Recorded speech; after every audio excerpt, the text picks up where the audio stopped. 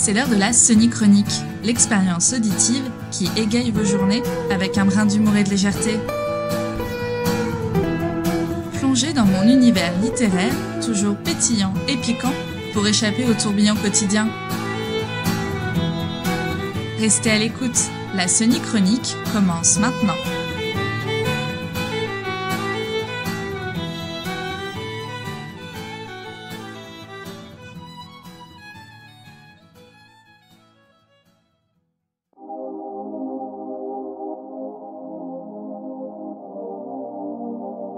Et si je vous parlais de mon voyage déconnecté, dans un pays qu'on n'imagine pas pour un été?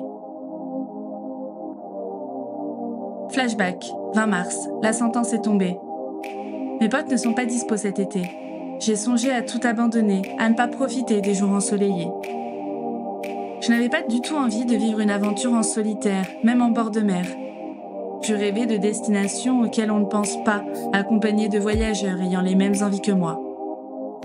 Je rêvais de rencontres et d'aventures, loin de ma ville et de mon béton. Je courais par contre la montre, car le temps file, et je n'avais plus que quelques mois avant la saison. Début avril, heureusement, je découvre les aventureurs, avec leur parfait concept dont je suis maintenant une adepte. Voyager avec des individus dans la trentaine, qui ont également des amis trop occupés pour planifier un voyage d'une semaine. Et croyez-moi, je ne pensais pas qu'en 7 jours, je m'attacherais à un groupe de parfaits inconnus. Mi-juin, nous sommes 12 et nous voilà envolés pour Helsinki et ses rues colorées. Et après une soirée d'arrivée bien célébrée, nous sommes repartis pour le paradis. La région des Grands Lacs, le lac Saimaa en Finlande pour 5 jours de repos, de déconnexion et de beauté infinie. Plus de 13 000 îles s'entremêlent, nous laissant le choix d'activités à l'appel et de temps libre dans de magnifiques hôtels. Ce périple nature a donc commencé avec un déjeuner, un buffet s'il vous plaît.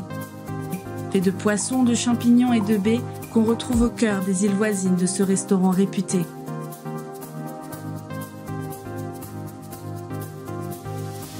D'ailleurs, cette région a été élue capitale européenne de la gastronomie, un titre mérité. Rassasiés, nous voilà arrivés dans un lieu de rêve, bordé d'épicéas, de pain sylvestre et de bouleaux, prêts à nous accueillir sous un ciel étoilé pour une nuitée.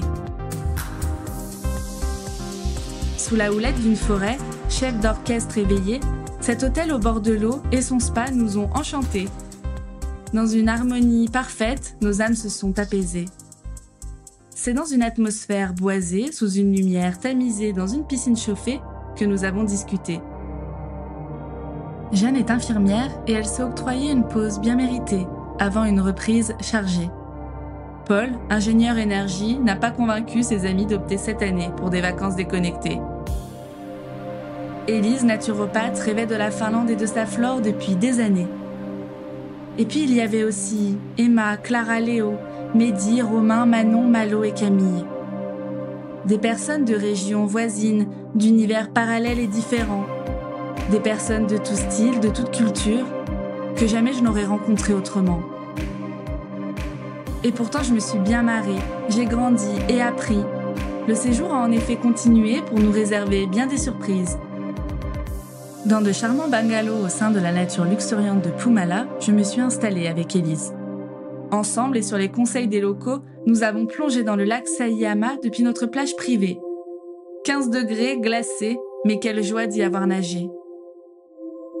De ces expériences complètement folles, nous pourrons fièrement nous souvenir et raconter « Dans mon kayak, j'ai pagayé dans un immense lac et j'ai pu voir des phoques tout près de moi. C'était incroyable. » Cette région m'a bouleversée.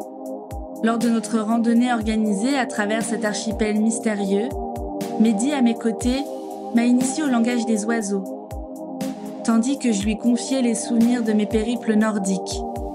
Et pendant une croisière tranquille en bateau électrique, j'ai été émerveillée par le calme du labyrinthe d'eau, entouré d'une faune et flore vivantes. C'est là que j'ai pris pleinement conscience de la valeur de cette nature préservée, fruit d'efforts considérables et d'engagements sincèrement honorés.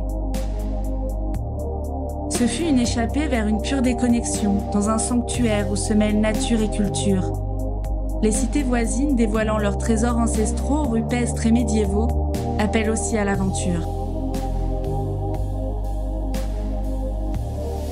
Difficile de choisir ce qui, dans ce voyage, fut le plus précieux. La splendeur des lieux, la sérénité des eaux ou ces âmes rencontrées.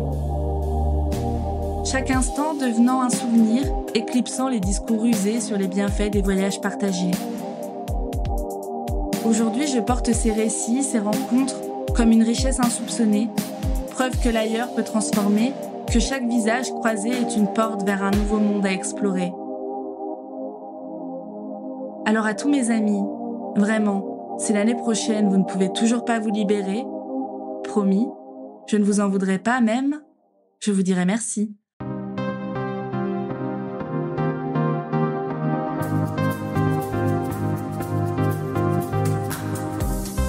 Ce récit a été conté par Leslie Bernardin pour Les Aventureurs.